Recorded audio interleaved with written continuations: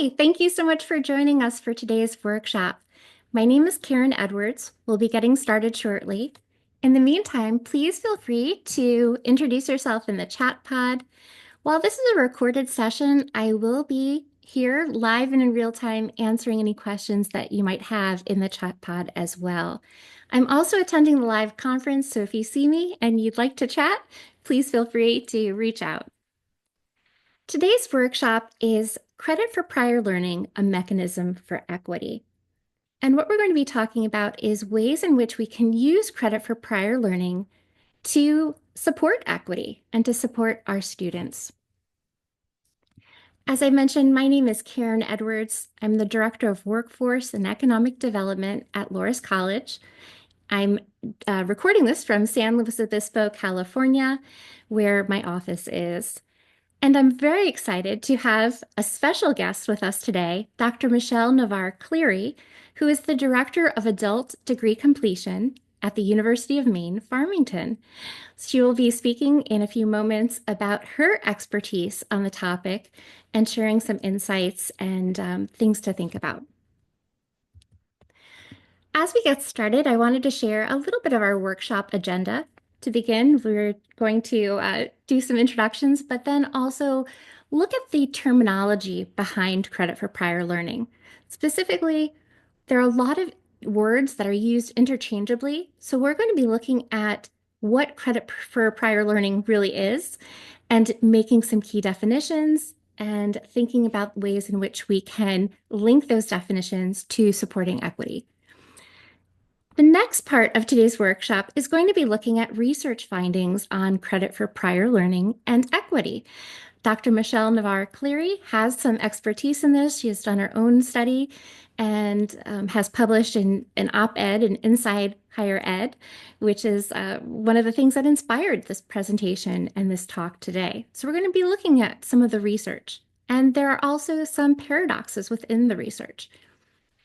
Then finally, we'll wrap things up by looking at credit for prior learning in practice. And this is the exciting part where we can all take away some sort of knowledge to implement, to reflect, to call to action of sorts. What can you do at your current institution to see ways in which you can improve the credit for prior learning process, the implementation, and policy?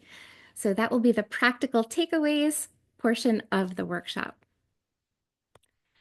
As we get started, I would love to understand more your role in higher education. Please feel free to take out your phone and scan the SurveyMonkey link, which will take you to a couple of questions on SurveyMonkey. If you would prefer to respond your answers in the chat pod, that's perfectly fine too, whatever you feel comfortable with. And I will be reporting on the responses throughout the presentation. So I'll be doing that in the chat pod. I'd love to know what your role in higher education is. Are you a faculty member? Are you an administrator, admissions staff, career services staff, or are you working in some other capacity in higher education? In addition, the next question on the poll is, on a scale of 1 to 10, how familiar are you with CPL? 1 would be not familiar, 10 would be an expert. So take a moment to think about how familiar are you with CPL and how comfortable do you feel discussing this? And feel free to be honest and to reflect on that experience.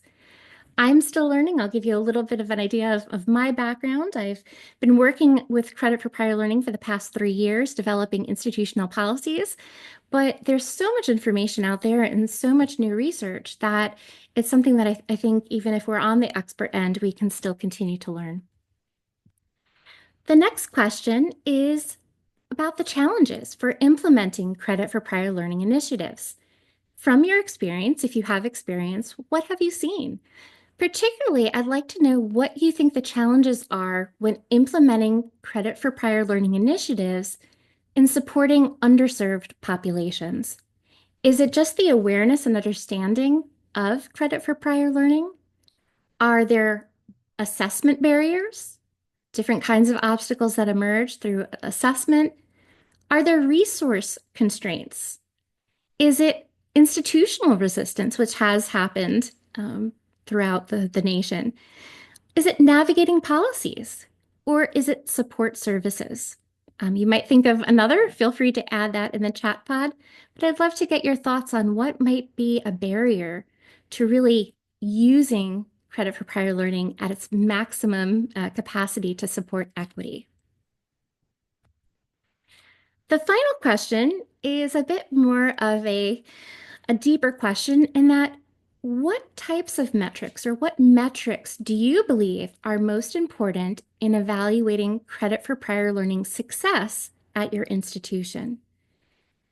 How do you measure success, particularly when we talk about equity? I'd like you to give some thought to that response. You don't have to type in an entire sentence or paragraph or a story. Just love to hear in a word or two. Is it retention? Is it graduation rates?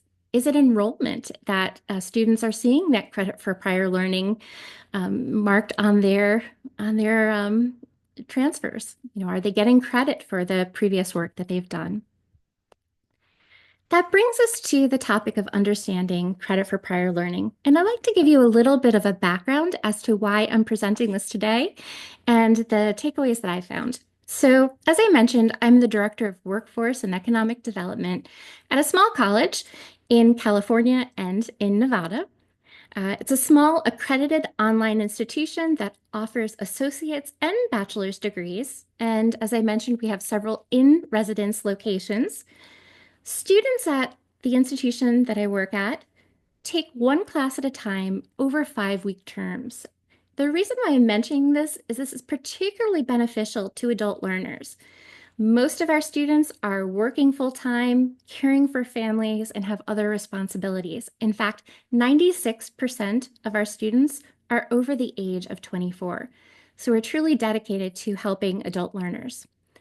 In addition, many students that I work with are underrepresented first-generation college students, and I've been teaching the introductory course at Loras College, which is a student success course, for several years, in addition to the work that I've been doing in credit for prior learning. Now, over the past 3 years, I've been using CALE's resources to develop prior learning policies at my institution. And last year, I completed CALE's 3-week course on assessing prior learning, which, by the way, I highly recommend.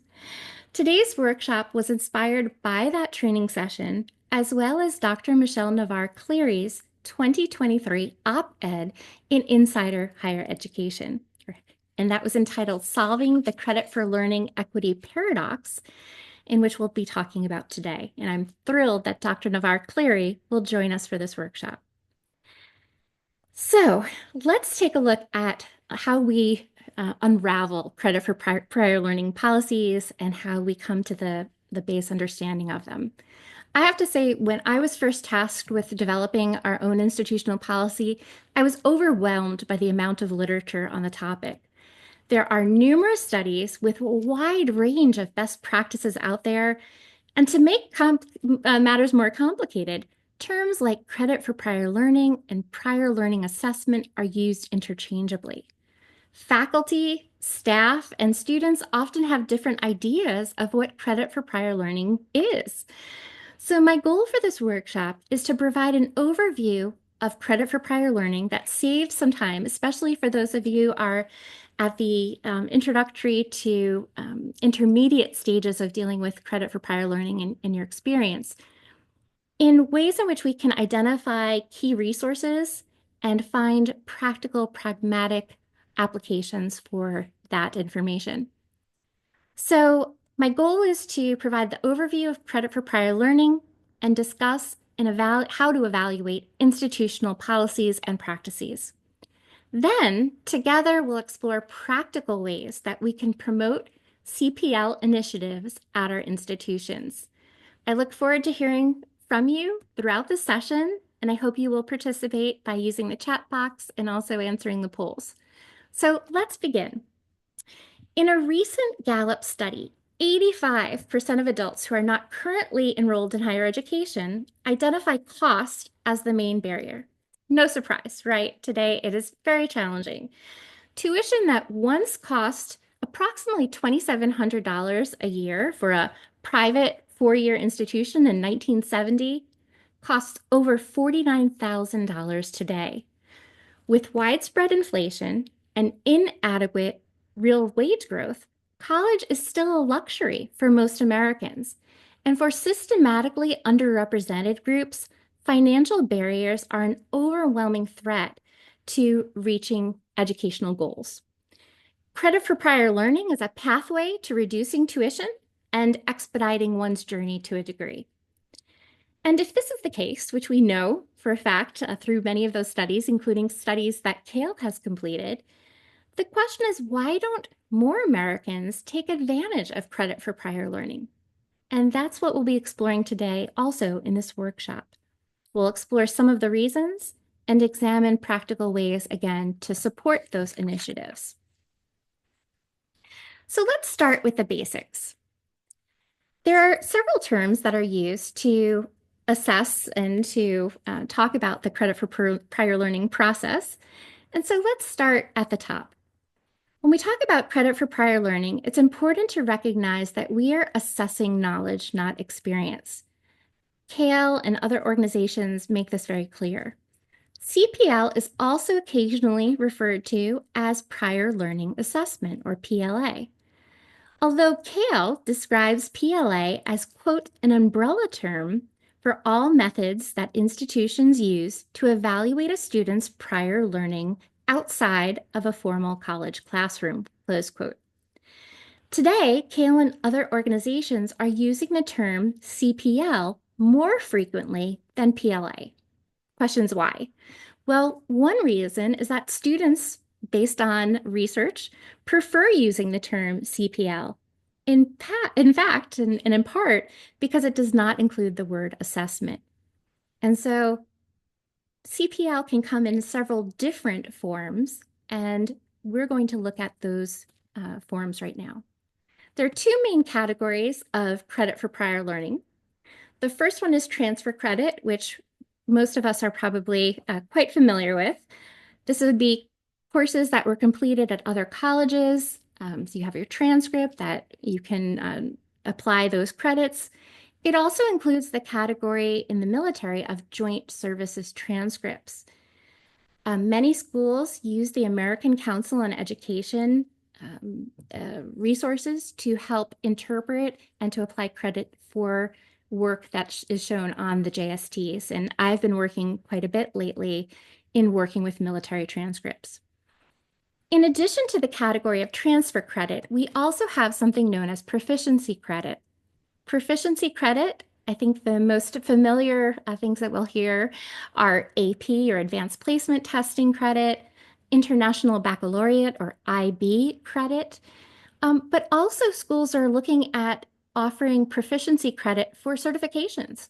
So many schools will accept CompTIA certifications like your A+, or security certifications. In addition to certifications, there's also the category of learning portfolios. Learning portfolios seems to have the largest category of variations in how they're applied at different schools. And I particularly encourage you to take that Assessing Prior Learning course through CALE, because if you are interested in learning portfolios, what is provided are some rubrics to evaluate how you can determine what credit is applicable. Typically in a learning portfolio, a student would prepare a portfolio that explains their knowledge and experience, but again, we're focusing on knowledge, and apply it to a particular course that an institution has in their catalog. So a student will identify a course and then show how they've demonstrated that knowledge. Another way to do this, depending on your institution, is through course challenge exams. Now, with course challenge exams, that would be when a student identifies a course that they believe they have the knowledge that would pass that course, and then the institution would offer an exam to essentially ensure that that student not only places out of that, but also earns the credit for it. So course challenge exams are another aspect of proficiency credit. Now, course challenge exams and learning portfolios seem to have the less of a rigid rubric or processes that we see throughout the country. So there's a lot of variation. And Dr. Michelle Navarre-Cleary will also talk about some of the paradoxes in particularly learning portfolios and how students that might have the knowledge and experience might be at a disadvantage when applying through that method. So we'll talk about that shortly. Now that takes us to research findings on credit for prior learning and equity. So let's take a few moments to look at this more closely. Before even reaching a college classroom, underrepresented and disadvantaged students commonly navigate what Amy D. Goldstein of the Thurgood Marshall College Fund defines as a, quote, pipeline of equity issues stemming from unequal access to early childhood education and limited access to advanced placement courses, close quote, particularly in impoverished and less affluent K-12 school districts. Students growing up in these environments are often unaware of how prior learning can be leveraged for college credit. And data from the Cale and Western Interstate Commission for Higher Education studies indicates that, quote, Black and lower income adult students receive strong boosts to credential completion from PLA/CPL credit, but they were the least likely to receive such credit, close quote. Those who can take advantage of credit for prior learning have higher retention, higher graduation rates. This is demonstrated through some of the Cale research. But at the same time, we're not seeing as many people take advantage of it as we could, particularly those in underserved populations. So if a student can gain credit for what they've already learned, they're saving time and money on their education, thus lowering the financial obstacles to earning a college degree. However, we're not seeing that application in the numbers that would make sense. So that's where equity comes into play. I'd like Dr. Navarre-Cleary to explain this a little bit further in her research in just a moment. But I want to take a close look at a study that was instituted in 2022 and 2023 in Utah. So the Utah system of higher education looked at students in 2022 and 2023 alone and determined that the students in the state received a combined total of $56 million through credit for prior learning initiatives. $56 million. In addition to the savings, research indicates that CPL impacted the students' outlook, their perspective on a higher education.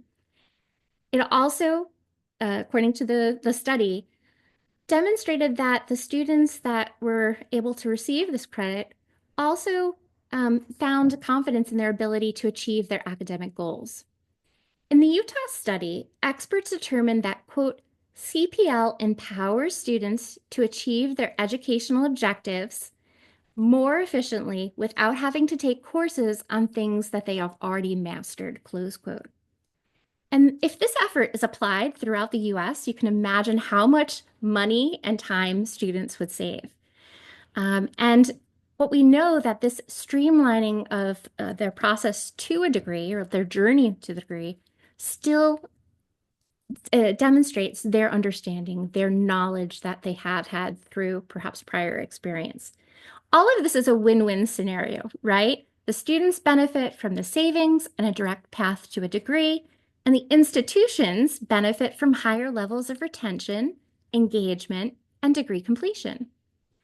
So in theory and in practice, credit for prior learning policies promote equity in higher education. So why don't we see that in the data, as I mentioned? And to answer that question and explain why it's so complicated, we have Dr. Michelle Navarre-Cleary here.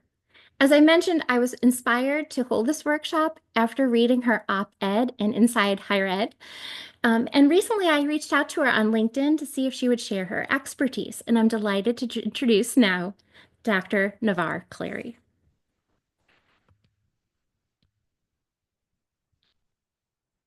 I wanted to talk about credit for prior learning and equity and share just a little bit about some of the things I've learned. I had the great good fortune to work for extended time at DePaul University School for New Learning, which was a school that started sort of in tandem with Cale and which helped really to craft and think about credit for prior learning as an opportunity for adults. And so I learned a lot about it there. And yet, again and again, I saw students who would have benefited from credit for prior learning, not take advantage of it, often decide to take additional classes and more expense and taking them longer than to do credit for prior learning. This was particularly true for the students of color that I was working with who tended to take much longer to complete their degrees. And I did a longitudinal study and followed a group of students. So I saw this pattern over and over again. So when I moved from the School for New Learning and went to College Unbound, I had the opportunity to sort of think afresh about how to help make credit for prior learning work for all students. And one of the things I did that helped make that happen was that I invited students to work with me to develop the policy at College Unbound for credit for prior learning. So I created a class that the students learned about credit for prior learning, they did research, and they developed a proposal. So having their point of view was super valuable in helping to think about how to make credit for prior learning work. But also seeing other ways in which we in the academy who have been living and breathing academics for so long have put in sometimes unintentional barriers that make credit for prior learning not an equitable opportunity. Just as Cal has shown, those folks who could often benefit the most are the least likely to avail themselves of credit for prior learning. So I have a couple of things that I like to call people's attention to. One thing is I notice as I work with a lot of schools that they allow unlimited credits for AP, Advanced Placement, and IB credits to come into their school, but they often limit how many credits students can bring in with CLEP or military credits. And it's just that those are seen for various reasons as different, but they're all credit for prior learning. It's just that those kids who often have the AP and IB credits have come from much more privileged backgrounds and had high schools that provided that. So one thing I encourage you to think about is that your policies for CLEP and military credit match those that you have for AP and IB. Second, we tend to want to see the evidence of learning presented to us in the ways of the academy.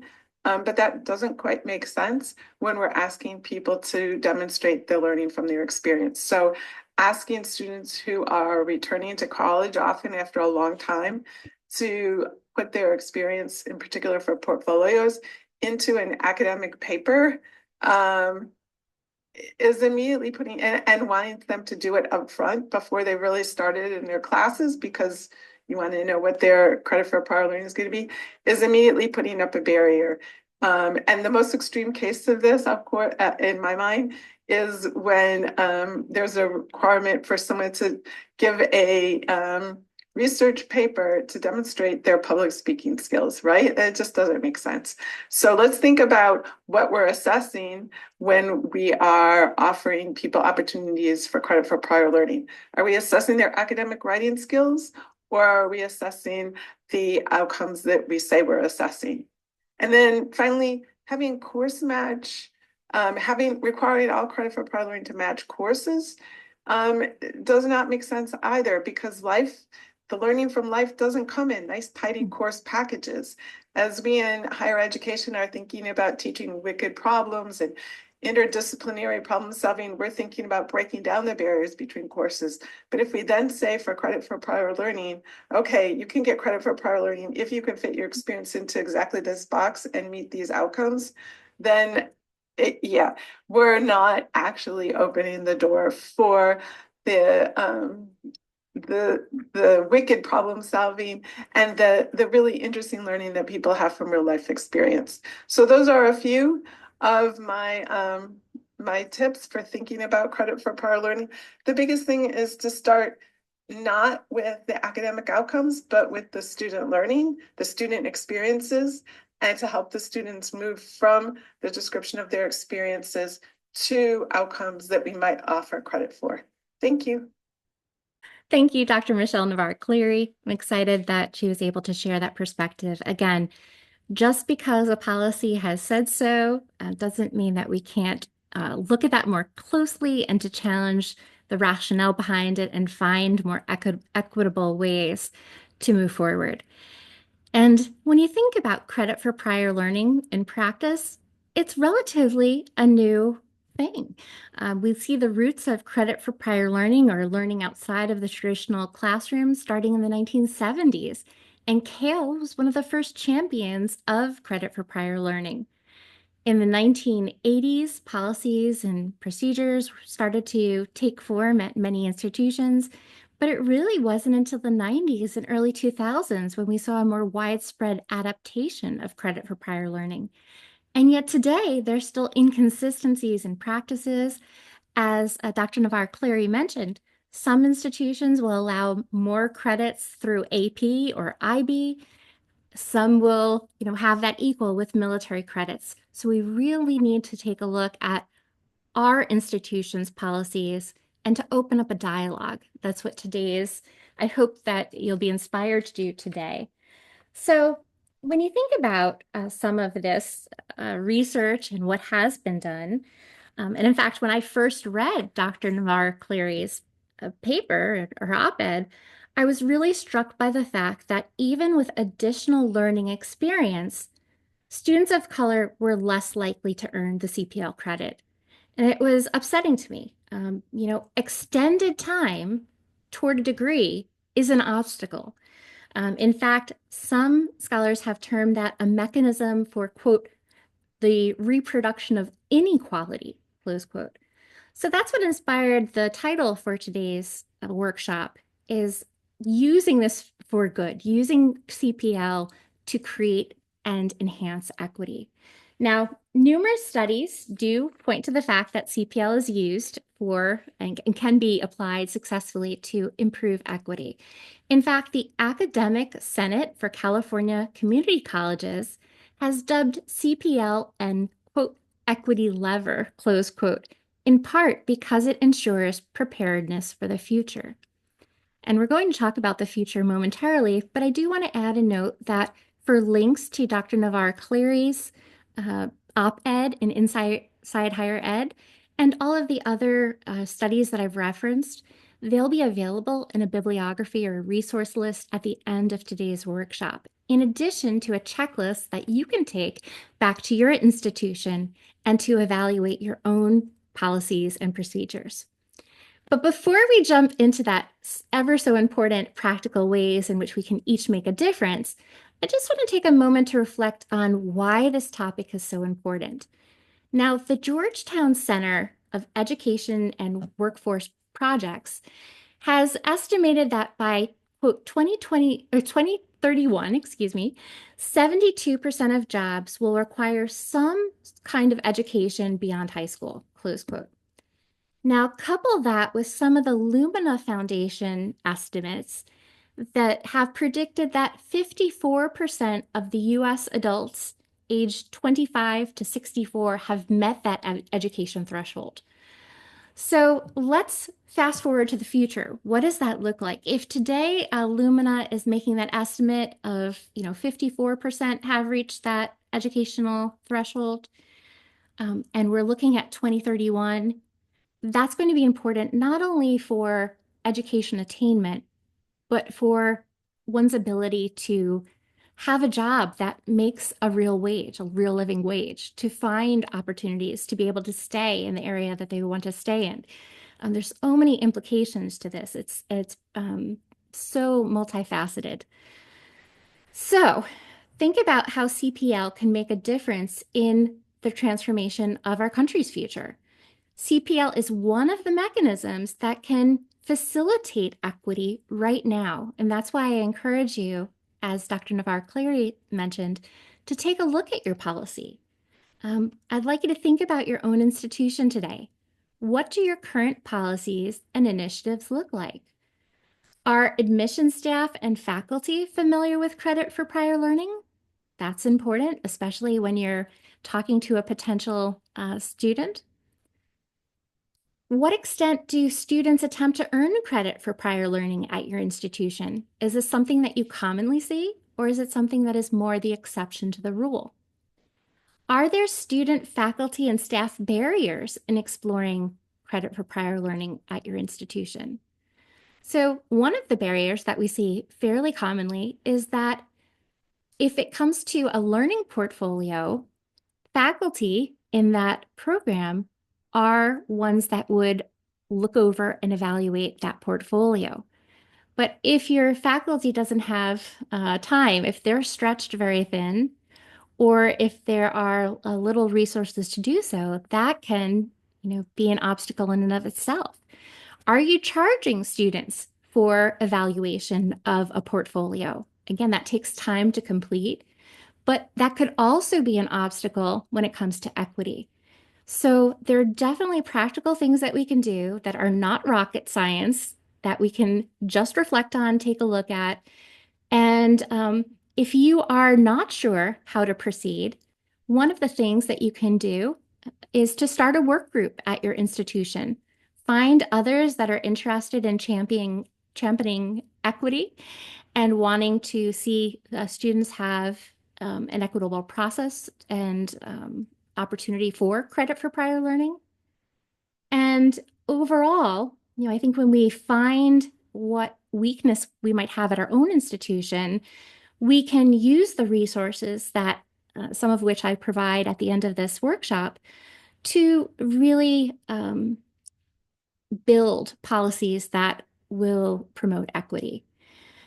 Studies show, as we've seen time and time again, that CPL makes a difference. Kale reports specifically that adult students often save an amount of money and time that is quite significant. In fact, some of their studies have shown that the amount of money that adult students have saved is anywhere between $1,500 and $10,200, and in many cases, a time savings of up to 14 months. So, if you're reducing financial barriers, that is going to make college more affordable and more possible for many Americans. And so, I truly believe that everyone should have the ability to at least learn if their experiences and knowledge constitute credit for prior learning. So, when it comes to implementation and process, I want you to think about your institution and look at one of the studies by Wilson Finch. It was actually an article on the 4 stages of building an effective and inclusive CPL program and why building internal buy-in is stage 1. And that buy-in I wanted to point out today because this is all great and we might be excited to move forward, but we also need the buy-in from our institution, from our peers, especially from leadership. So one of the things that you can do is maybe developing a work group so you can address some of these issues or to at least explore them, and then be sure to bring in leadership, try to have that discussion. Also having a strategy as Wilson Finch recommends for your CPL program. What is the strategy? What does the design look like? And what are you focusing on for continuous improvement? So I highly recommend this article, again, published through Kale by Wilson Finch. I've also developed a checklist, which I will share with you, a best practices checklist. And, this is a way that you can get a pulse, a CPL pulse at your college or university. So what is going on right now? You might want to take a moment to consider some additional questions. Do you know who oversees CPL initiatives at your institution? Is information on CPL advertised in the website or admissions materials? If so, is that information easily accessible? Feel free to type in the chat pod what your experiences may be. What types of CPL does your institution award? Is it it's commonly awarded for national standardized exam credits, transfer credit, joint services transfer credit, a transcript credit. But does your institution review portfolios and challenge exams as well? Are those things that are offered? So, is there a fee? Is it free? The answers to these questions will help you better understand your institution's policy and what obstacles might be there. Navigating the enrollment process and understanding program requirements are a large component of success. So finally, well, I'll leave you with some thought here. Finding out who's involved is certainly important in this process at your institution. Is it the registrar's office, academic advisors, admission staff, financial aid, administrators, faculty, marketing department? Ideally, you want to have everyone on board. And the bottom line is no matter what role you do have, you can advocate for equity in CPL processes and policies. I do want to point your attention to the resource list that I have prepared. As I said, when I first got started working in this field, I felt rather overwhelmed with the amount of literature that's out there, the amount of studies and research data. These were the key materials that really helped me come up with the best policy and best practices for my institution. I think that you'll find some of them are very useful. Particularly, there are 2 videos on there that I highly recommend. The first one is a presentation given at last year's CALE conference by Patricia Brewer and Mary Beth Lakin on building sustainable credit for prior learning programs, frameworks for success. Also on there is a presentation from Purdue Global's Allegra Fowler and Sophia Learning's Nick White on improved retention outcomes associated with CPL best practices. In addition, Amy Goldstein's HBCU and Prior Learning Assessments article is on there that was published through the Thurgood Marshall College Fund. There's also Maximizing Credit for Prior Learning in Data-Informed Ecosystem. That's from the American Council on Education. Again, if you have not used ACE or the American Council on Education before, this is an extremely useful resource for you, especially when it comes to JST evaluations. I also have in the list Dr. Navarre Clary's op-ed that I've spoken of a couple of times from Inside Higher Ed, as well as some studies on race and ethnicity in higher education, specifically an article from Equity in Higher Ed written by Ji Kim. Also on this list, we have the Equity Paradoxes report from Kale and Witchy, which is by Rebecca Klein-Collins and her colleagues. That was published in 2021, gives you some information on the equity paradoxes in the PLA Boost. To wrap things up, we have Mary Beth Lakin's Credit for Prior Learning, Charting Institutional Practice for Sustainability. Excellent resource there, as well as some research from Kale and Witchy on prior learning assessment in 2024. Also, the State of Higher Education report from 2024. And then there are a couple of older articles on this list, but they've really been pivotal articles or documents that have informed CPL practice. One of those is actually the ACE Maximizing Credit for Prior Learning in a Data-Informed Ecosystem. So that if you take a look at that report, there's a matrix and things that you can measure for success. And as I mentioned before, if you do see me at the conference, please don't hesitate to find me. I'd love to talk more about this, and I am excited about continuing this discussion in the chat pod. I've saved some time at the end of this presentation specifically for that. So I hope you'll take advantage, maybe share some of your own challenges, maybe solutions that you found, and connect and network with your peers. I think that that's one of the things that is underestimated in its power is just connecting with people like we are at this conference. So again, thank you so much and have a wonderful day. Thank you for participating. Bye-bye.